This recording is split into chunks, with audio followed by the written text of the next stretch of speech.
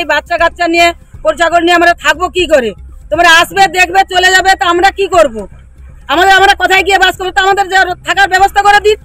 কেন স্বস্তির বৃষ্টি অস্বস্তির মাথা ব্যথা হয়ে দাঁড়ালো? ঠিক কী কারণে নদী বাঁধে হঠাৎ করে বিরাট বড় ধস নামলো? কেনই বা বাঁধ ভাঙনের আতঙ্ক এলাকাবাসীর চোখে মুখে লেগে রয়েছে? জানবেন বিস্তারিত আজকের প্রতিবেদনে। ঘটনাটি সুন্দরবনের সাগরদ্বীপে। তীব্র তাপপ্রবাহের পর অবশেষে স্বস্তির বৃষ্টি শুরু হয়েছে দক্ষিণ 24 পরগনা জেলা জুড়ে। তবে স্বস্তির বৃষ্টির মধ্যেও নদী বাঁধের ভাঙন মাথা ব্যথা হয়ে দাঁড়িয়েছে সুন্দরবনের সাগরদ্বীপের বাসিন্দাদের। ঘটনায় আতঙ্কিত এলাকাবাসীর মধ্যে চাঞ্চল্য ছড়িয়ে পড়েছে। সাগরদ্বীপের মুড়িগঙ্গা 2 নম্বর গ্রাম পঞ্চায়েতের চক ফুলডুবি গ্রামে হুগলি নদীর 900 মিটার বেহাল বাঁধের মধ্যে 400 মিটার বাঁধে ধস নেয়। এই নদী বাঁধের ধসের কারণে আতঙ্কিত হয়ে পড়ে এলাকার মানুষজন। খবর পেয়ে ইতিমধ্যেই ধস নেওয়া নদীবাঁধ পরিদর্শনে আসেন পঞ্চায়েত সমিতির কর্মাধ্যক্ষ আব্দুল শামির শাহ এবং মুড়িগঙ্গা 2 নম্বর গ্রাম পঞ্চায়েতের প্রধান গোবিন্দ মণ্ডল। ধস নেওয়া নদীবাঁধের পাড়ে ভিড় জমায় গ্রামের মানুষজন। তাদের চোখে মুখে বাঁধ ভাঙনের আতঙ্ক। দক্ষিণ 24 পরগনা থেকে বাবলু প্রামাণিকের রিপোর্ট, HPR নিউজ বাংলা।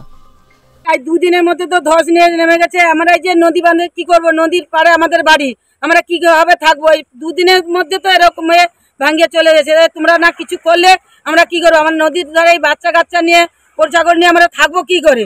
তোমরা আসবে, দেখবে, চলে যাবে, তো আমরা কি করব? আমরা কোথায় গিয়ে বাস করবো? তো আমাদের থাকার ব্যবস্থা করে দিন, নাহলে আমরা থাকবো কোথায়?